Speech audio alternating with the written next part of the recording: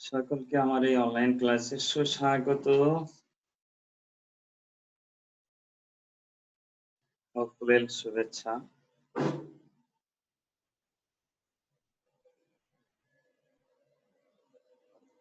আমি মণিমোহন বিশ্বাস, সহকারী শিক্ষক গণিত, বেরুইল বাজার স্কুল অ্যান্ড কলেজ, মাগুরা সদর, মাগুরা।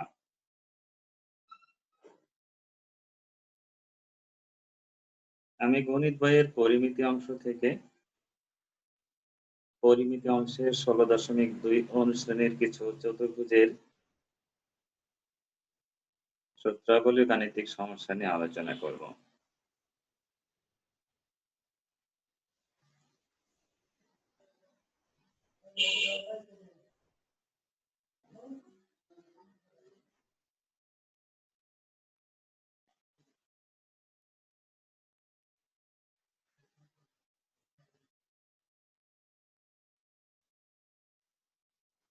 প্রিয় শিক্ষার্থী, এখানে চতুর্ভুজের বিভিন্ন প্রকার রয়েছে। প্রকারগুলোর মধ্যে আমরা দেখতে পাচ্ছি আয়তক্ষেত্র, বর্গক্ষেত্র, রম্বস, সামান্তরিক এবং ট্রাপিজিয়াম।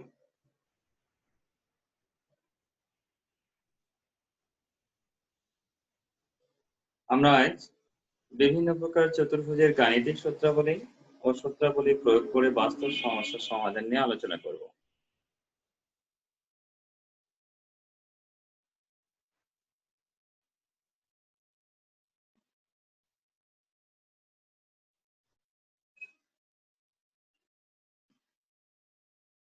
প্রিয় শিক্ষার্থী, এটি একটি সামান্তরিক এবং এই সামান্তরিকটির চারটি বাহু পরস্পর সমান, কিন্তু কর্ণ দুটি সমান নয়, অথবা চারটি কোণের কোনটি এক সমকোণের সমান নয়।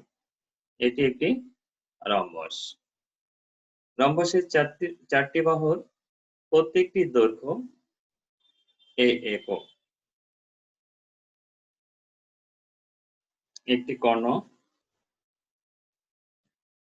কর্ণটিকে যদি আমরা d1 একক এবং অপর কর্ণকে আমরা d2 এককে চিহ্নিত করি, অর্থাৎ রম্বসের প্রতি বাহুর দৈর্ঘ্য a একক এবং দুইটি কর্ণের একটি d1 একক অপরটি d2 একক হলে রম্বসের ক্ষেত্রফল half into d1 into d2 বর্গ একক।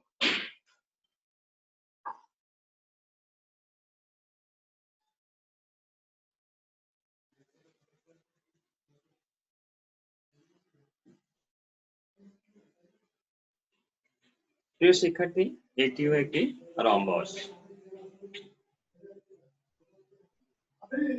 এবং এর প্রতিটি বাহুর দৈর্ঘ্য a একক। একটি কর্ণ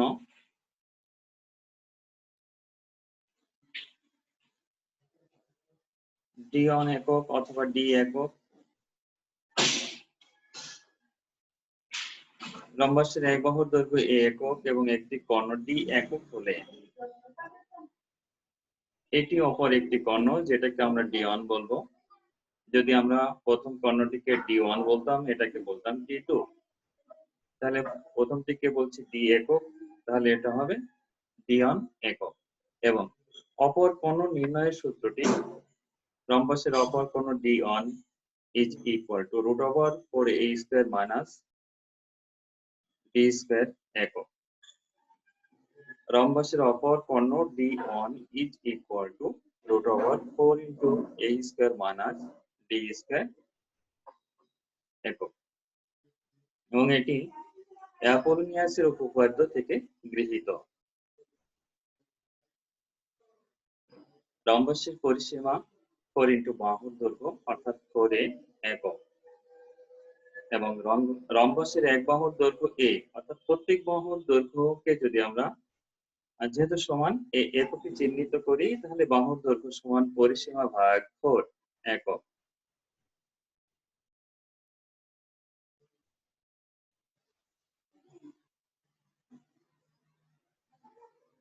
প্রিয় শিক্ষার্থী, এটি একটি আয়ত এবং এর প্রত্যেকটি বাহু পরস্পর সমান এবং প্রতি বাহুর দৈর্ঘ্য a একক। এবং এই আয়তের অর্থাৎ সামান্তরিকের একটি কোণ এক সমকোণ। যদি কোনো সামান্তরিকের 4টি বাহু পরস্পর সমান হয় এবং একটি কোণ এক সমকোণ হয় তবে সেটি একটি বর্গক্ষেত্র। বর্গক্ষেত্রের প্রতি বাহুর দৈর্ঘ্য, যেহেতু প্রত্যেক বাহুর দৈর্ঘ্য সমান, তাহলে বাহুর দৈর্ঘ্য একক হলে পরিসীমা 4 ইন্টু বাহুর দৈর্ঘ্য একক, এবং বর্গের কর্ণের দৈর্ঘ্য d is equal to √2 into a একক, √2 into a একক।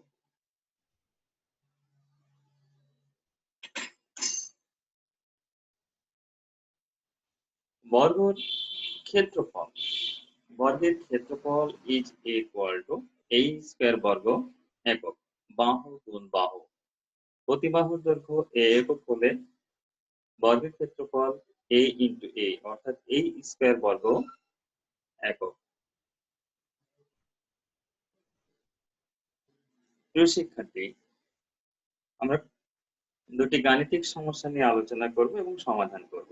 প্রথম সমস্যাটি, একটি রম্বসের পরিসীমা 180 সেন্টিমিটার এবং ক্ষুদ্রতম কর্ণটি 54 সেন্টিমিটার, এর অপর কর্ণের দৈর্ঘ্য এবং ক্ষেত্রফল নির্ণয় করো। অর্থাৎ রম্বসটির পরিসীমা দেওয়া আছে, একটি কর্ণ দেওয়া আছে, অপর কর্ণের দৈর্ঘ্যটি নির্ণয় করতে হবে। আমরা জানি রম্বসের পরিসীমা রম্বসের 4টি বাহুর যোগফল বা যোগফলের সমষ্টি। তাহলে সমস্যাটি সমাধানের জন্য আমরা প্রথমে লিখব, ধরি রম্বসের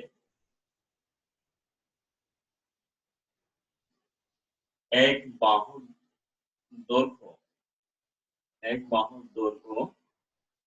a একক, দৈর্ঘ্য সমান a একক। অথবা এখানে যে পরিসীমাটা দেওয়া আছে সে পরিসীমা থেকে আমরা এককটা চিহ্নিত করতে পারতাম। পরিসীমা দেওয়া আছে সেন্টিমিটারে, তাহলে অর্থাৎ এই সমান আমরা পাচ্ছি কত। এখানে এককটা উল্লেখ না করলেও চলবে, আমরা এককের পরিবর্তে শুধু এ বলবো, আমরা এককটা উল্লেখ করবো না, শুধু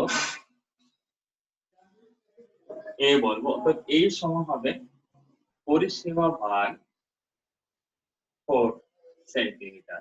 যেহেতু পরিসীমা দেওয়া আছে 180 সেন্টিমিটার, এটাকে 4 দিয়ে ভাগ করলে হবে 45 সেন্টিমিটার। এবং যে কর্ণটি দেওয়া আছে কর্ণটিকে আমরা d1 বলি। কর্ণ d1 is equal to 54 centimetre. Karna d1 is equal to 54 centimetre. তাহলে অপর কর্ণের দৈর্ঘ্য নির্ণয়ের সূত্রটি এখানে যদি প্রয়োগ করি তাহলে সহজেই আমরা সমাধান পাবো। অতএব অপর কর্ণ, আমরা যেহেতু একটি কর্ণকে d1 ধরছি, তাহলে অপর কর্ণটি হবে d2। অপর কর্ণ d2 is equal to, আমরা অ্যাপোলোনিয়াসের উপপাদ্য থেকে যে সূত্রটি গ্রহণ করেছি সেটা এখানে প্রয়োগ করব। সূত্রটি ছিল √4a square minus d1 square. আমরা মান বসিয়ে যদি সমাধান করি, 4 into 45 এর স্কয়ার মাইনাস 54 এর স্কয়ার, এবং এটি সমাধান করলে এটার ফলাফল পাবো 8100, এবং 54 into 54 পাবো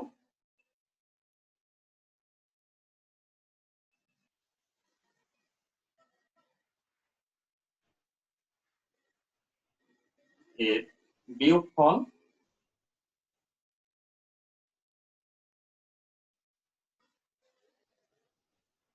গুণফলটা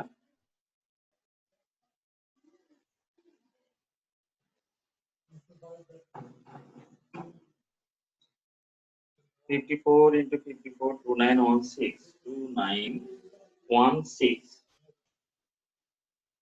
রেজাল্ট আসবে 2916 এবং বিয়োগফল আসবে 5184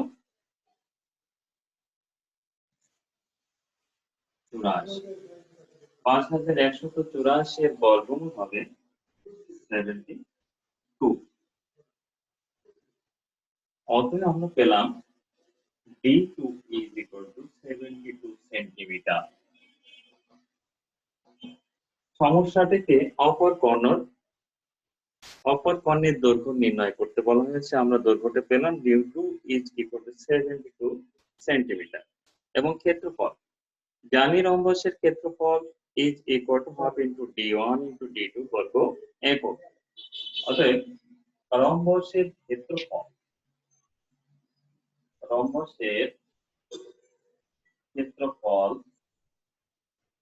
is equal to half into D1 D2 half into D1 এখানে আছে দেওয়া ছিল যেটা 54 এবং D2 পেলাম 72 বর্গ সেন্টিমিটার।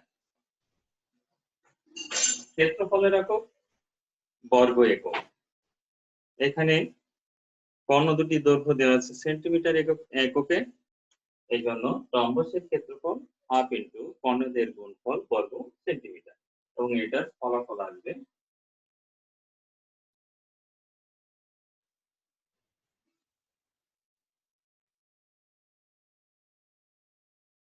1944 বর্গ সেন্টিমিটার। প্রিয় শিক্ষার্থী, আমরা যে প্রথমে গাণিতিক সমস্যাটি সমাধান করলাম, সে গাণিতিক সমস্যার যে বর্ণনা দেওয়া ছিল, বর্ণনাটি এরকম: একটি রম্বসের পরিসীমা 180 সেন্টিমিটার এবং ক্ষুদ্রতম কর্ণটি 54 সেন্টিমিটার। এর অপর কর্ণের দৈর্ঘ্য এবং ক্ষেত্রফল নির্ণয় করতে বলা হয়েছে। তো আমরা পেয়েছি অপর কর্ণের দৈর্ঘ্য D2 is equal to 72 centimetre এবং রম্বসের ক্ষেত্রফল 1944 বর্গ সেন্টিমিটার। প্রিয় শিক্ষার্থী, আমরা দ্বিতীয় গাণিতিক সমস্যাটা সমাধান করব।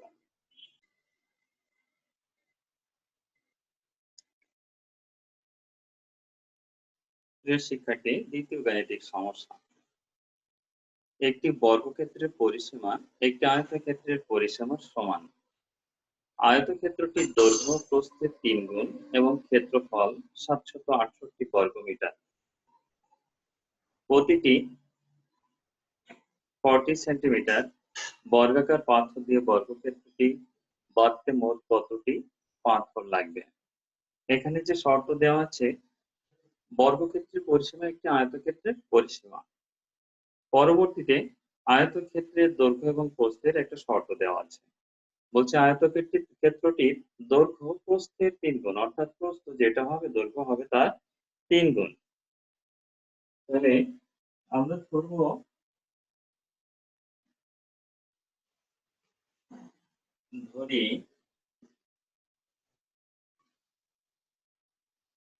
আয়তক্ষেত্রের প্রস্থ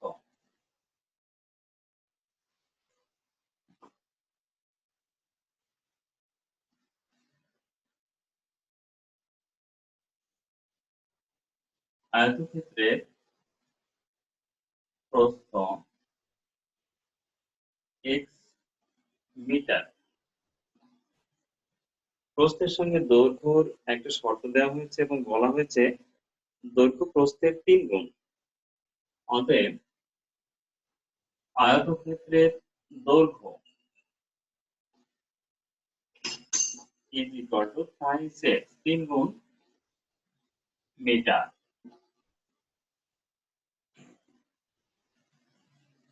এরপরে এই আয়তক্ষেত্রটির ক্ষেত্রফল দেওয়া আছে এবং সেটি হচ্ছে 768 বর্গমিটার। আমরা জানি আয়তক্ষেত্রের ক্ষেত্রফল দৈর্ঘ্য গুণিত প্রস্থ। তাহলে প্রস্থ মতে আমরা প্রস্থ অনুসারে বা শর্ত অনুসারে লিখতে পারি, প্রস্থ মতে size x into x equal to 768 768। আমরা এখান থেকে গুণফলটা x স্কয়ার করব আর 3 দিয়ে ভাগ দিয়ে 15256 পাবো। অর্থাৎ 3 দিয়ে উভয় পক্ষকে ভাগ করলে 256 হবে ডান পাশে আর বাম পাশে কি থাকবে না।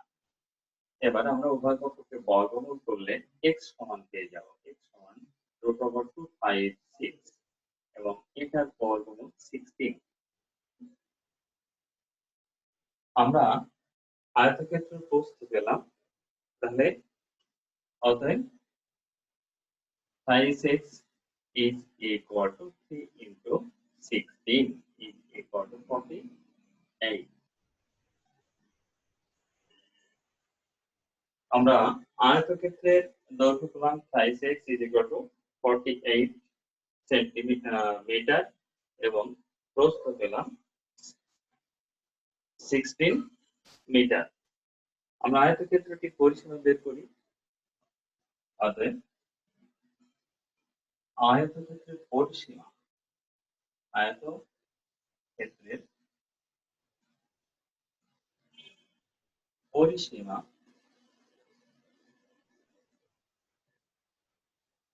আমরা পরিসীমা কেন বের করছি? যেহেতু বর্গক্ষেত্রটির পরিসীমা আয়তক্ষেত্রটির পরিসীমার সমান, এই জন্য আমাদের আয়তক্ষেত্রটির পরিসীমা জানতে হবে। আয়তক্ষেত্রের পরিসীমা কিন্তু দৈর্ঘ্য যোগ প্রস্থ। দৈর্ঘ্য আমরা পেয়েছি 48 এবং প্রস্থ পেয়েছি 16 প্লাস 16 মিটার। আমরা যোগ করে দুই গুণ করলে পাবো 128 মিটার। এটি কি? এটি হচ্ছে বর্গক্ষেত্রের পরিসীমা। বর্গের বা বর্গক্ষেত্রের পরিসীমা।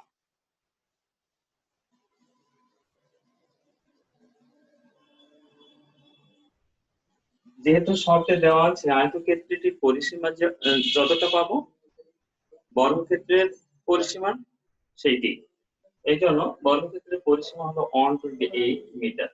এবং আমরা জানি বর্গক্ষেত্রের এক বাহুর দৈর্ঘ্য পরিসীমা ভাগ 4 একক। অতএব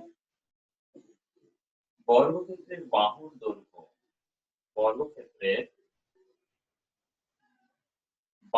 দৈর্ঘ্য আমরা এটাকে a ধরে নেব is equal to 128 ভাগ 4 মিটার এবং এটা ফলাফল আসবে 32 মিটার। আমরা বর্গক্ষেত্রটির এক বাহুর দৈর্ঘ্য পেয়ে গেলাম। এবারে এই বর্গক্ষেত্রটিকে পাথর দিয়ে বাঁধাতে হবে। এই পাথর দিয়ে বাঁধাতে হলে প্রথমে বর্গক্ষেত্রের ক্ষেত্রফল আমাদের বের করতে হবে বা নির্ণয় করতে হবে। তো আমরা জানি বর্গক্ষেত্রের ক্ষেত্রফল সমান বাহুর বর্গ। অতএব বর্গক্ষেত্রের ক্ষেত্রফল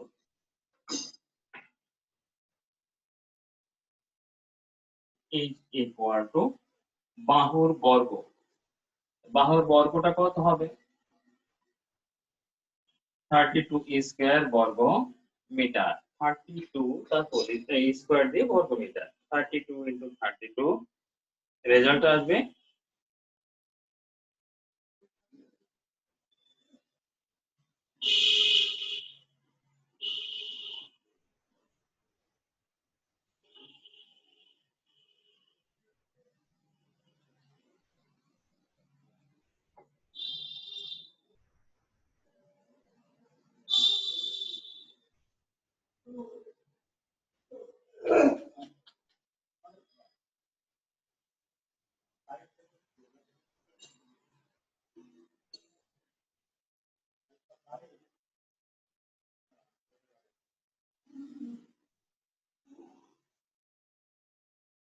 is equal to 1024 বর্গ মিটার।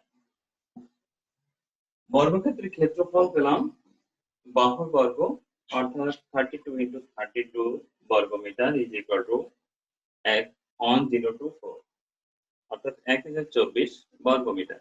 এখন যেহেতু বর্গাকার পাথরের আকার দেওয়া আছে 40 বর্গ সেন্টিমিটার আকারের, সেহেতু আমাদের এই ক্ষেত্রফলটাকে হয় বর্গ সেন্টিমিটারে বের করতে হবে অথবা পাথরের ক্ষেত্রফলকে বর্গ মিটারে আনতে হবে। এটাকে আমরা বর্গ সেন্টিমিটারে নিয়ে যাব। ইজ ইকুয়াল টু 1024, আমরা জানি 10,000 বর্গ সেন্টিমিটার সমান 1 বর্গ মিটার, অর্থাৎ এটাকে আমরা 10,000 দিয়ে গুণ করব, বর্গ সেন্টিমিটার। এবং গুণফল আসবে 10,024 এর পর 4টা শূন্য, এত বর্গ সেন্টিমিটার। আমরা যে বর্গক্ষেত্রটা পাথর দিয়ে ঢাকতে চাই তার ক্ষেত্রফল 1,24,000,000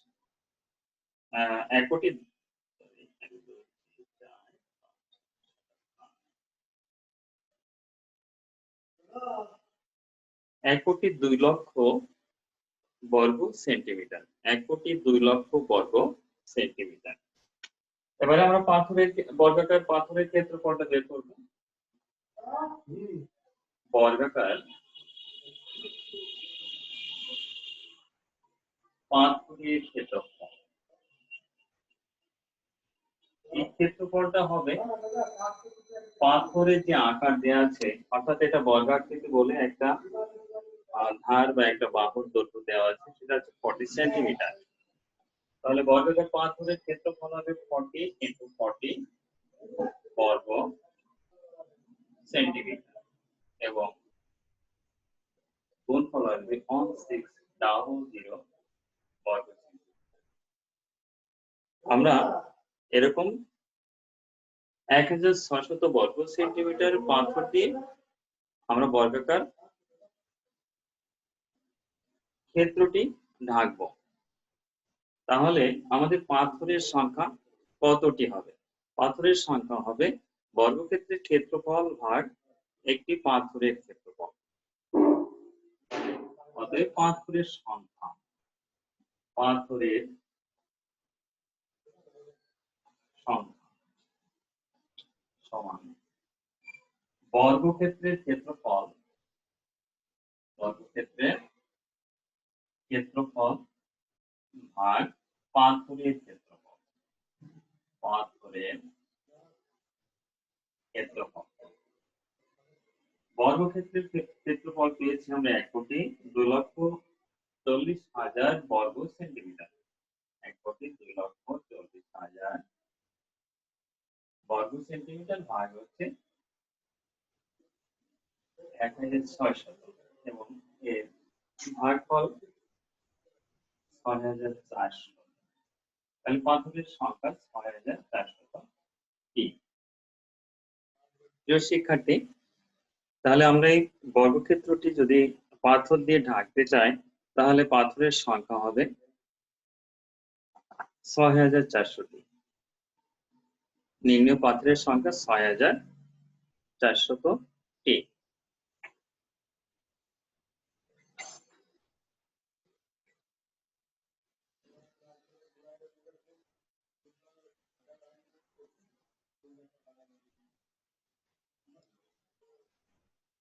সামন্তরিকের 4টি বাহু পরস্পর সমান এবং একটি কোণ সমকোণ হলে সামন্তরিকটি একটি, অর্থাৎ আমরা যে বর্ণনা দিলাম এই সামন্তরিকটিকে আমরা কি বলতে পারি? 4টি বাহু পরস্পর সমান এবং একটি কোণ সমকোণ, অর্থাৎ 4টি কোণই সমকোণ। তাহলে এটি একটি বর্গক্ষেত্র। রম্বসের একটি কর্ণ ডিয়ন এবং অপর কর্ণ, একটি কর্ণ যদি ডিয়ন হয় তাহলে অপর কর্ণ নির্ণয়ের সূত্রটি কি? অপর কর্ণ,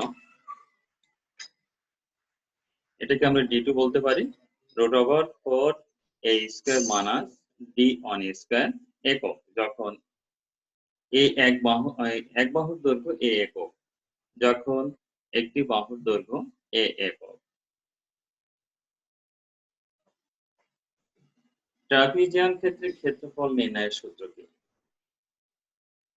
ট্রাপিজিয়াম ক্ষেত্রের ক্ষেত্রফল নির্ণয়ের সূত্রটি হচ্ছে হাফ গুণ সমান্তরাল বাহুদ্বয়ের যোগফল গুণ সমান্তরাল বাহুদ্বয়ের মধ্যে লম্ব দূরত্ব। হাফ ইন্টু সমান্তরাল বাহু দুটোর একটি যদি এ হয় এবং অপরটি যদি বি হয়, হাফ ইন্টু এ প্লাস বি, এবং এদের মধ্যে লম্ব দূরত্ব এইচ, এটার গুণফল বর্গ একক যখন এ ও বি সমান্তরাল দুই বাহু এবং এইচ বাহুদের মধ্যবর্তী লম্ব দূরত্ব। বর্গক্ষেত্রের ক্ষেত্রফলের নির্ণয়ের সূত্রটি হলো বর্গক্ষেত্রের ক্ষেত্রফল নির্ণয়ের সূত্রটি হলো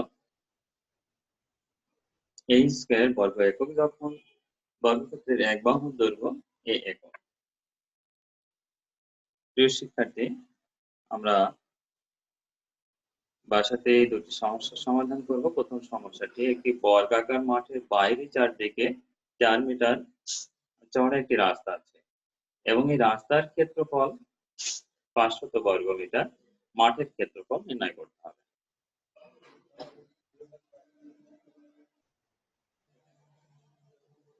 দ্বিতীয় সমস্যা, একটি ট্রাপিজিয়ামের সমান্তরাল বাহুদ্বয়ের দৈর্ঘ্যের অন্তর 8 সেন্টিমিটার। ট্রাপিজিয়ামের সমান্তরাল বাহুদ্বয়ের দৈর্ঘ্যের অন্তর 8 সেন্টিমিটার এবং এদের মধ্যে লম্ব দূরত্ব 24 সেন্টিমিটার। যদি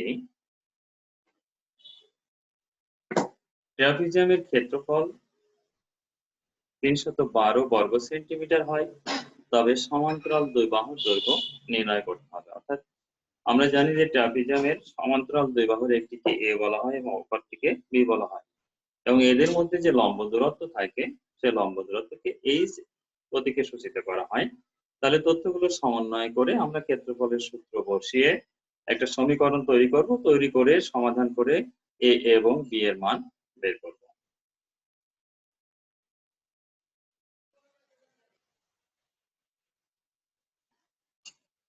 সকলকে সামনের দিনগুলো ভালো থাকবার কামনা করছি। ধন্যবাদ, শুভকামনা।